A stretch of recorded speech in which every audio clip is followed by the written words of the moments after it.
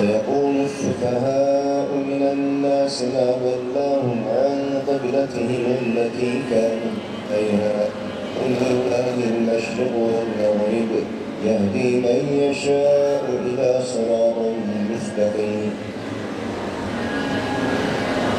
وكذلك جعلناكم أمة وسطا لتكونوا شهداء على الناس ويكون الرسول عليكم شهيدا وما جعلنا القبلة التي كنت عليها إلا لنعلم من يتبع الرسول ممن ينقلب على عقبيه وإن كانت لكبيرة إلا على الذين هدى الله وما كان الله ليضيع إيمانكم إن الله بالناس لرءوف رحيم قد نرى تقلب وجهك في السماء فلنولينك قبلة ترضاها فول وجهك شطر المسجد الحرام وحيث ما كنتم فولوا وجوهكم شطره وإن الذين أوتوا الكتاب ليعلمون أنه الحق من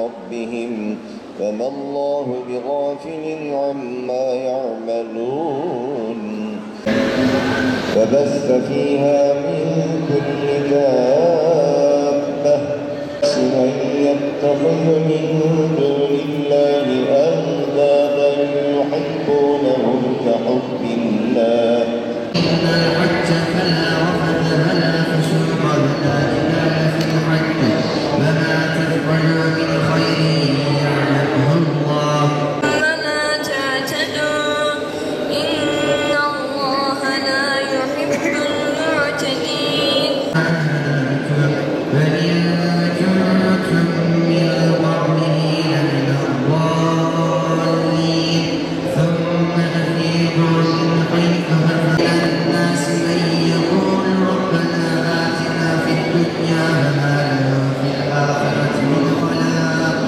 فمنهم من يقول ربنا آتنا في الدنيا حسنة وفي الآخرة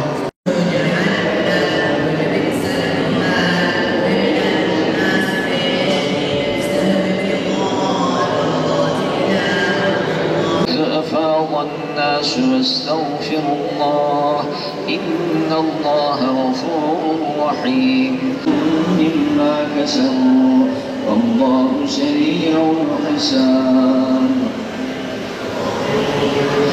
فاذكروا الله في أيام معدودات فما تعجل في يومين فلا إثم عليه وما تأخر فلا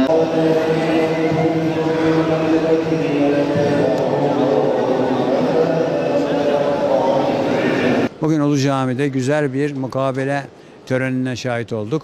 Evet, her sene olduğu gibi bu sene de bugün başladık, dün başladık, bugün ikincisi devam ediyor. İnşallah bu bayrama kadar böyle devam edecek. Caminin güzelliği, caminin böyle ihtişamı bundan meydana çıkıyor. 50-60 tane bu konuda takipçi olan, mukabeleyi takip eden insanlar burada çok zevkli ve hocamızın da çok güzel okuyuşuyla Kur'an ziyafeti tadıyoruz. Teşekkür ediyoruz bütün katılanlara, başta hocamız olmak üzere. Ramazanımız inşallah ülkemize, memleketimize, İslam alemine bir mesaj verir. Gafletten uyanırız diyorum. Dünyada her türlü Müslümanlara karşı yapılan eziyetler, cefalar, katliamlar var. İnşallah bunları en kısa sürede bu Ramazan yüzü hürmetine onlar gider, izale olur diyorum. İnşallah en güzel bir şekilde bayrama kavuşmayı Cenab-ı Allah'tan niyaz ediyorum.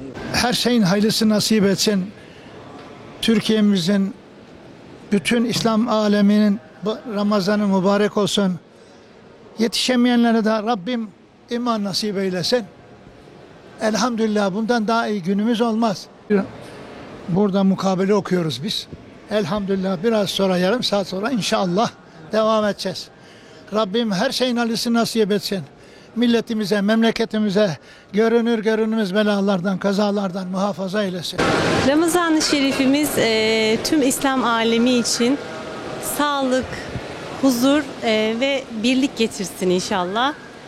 Herkesin de en güzel şekilde ihya etmesini Rabbimden dilerim. Ramazan ayımız bütün İslam alemine hayırlı mübarek olsun. Hayırlara vesile olsun inşallah. Rabbim Ramazan'a erdi, bayrama da erdirsin inşallah. Tüm İslam alemine sağlık, sıhhat, mutluluk, huzur getirsin inşallah. Çok seviyorum. Ben şu an oruç tutuyorum.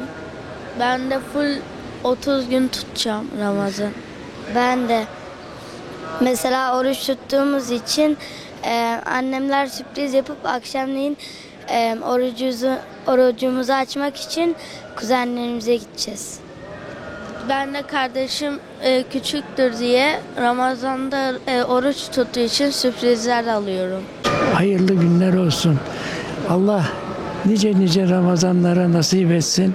Buralarda gelip de Ulu Cami'de mukavelemizi dinlememize nasip etsin. Oruçlarımızı kendi rızasına muvafık olarak tutmayı nasip ve mesele etsin. Sağlık, sıhhat, afiyet versin.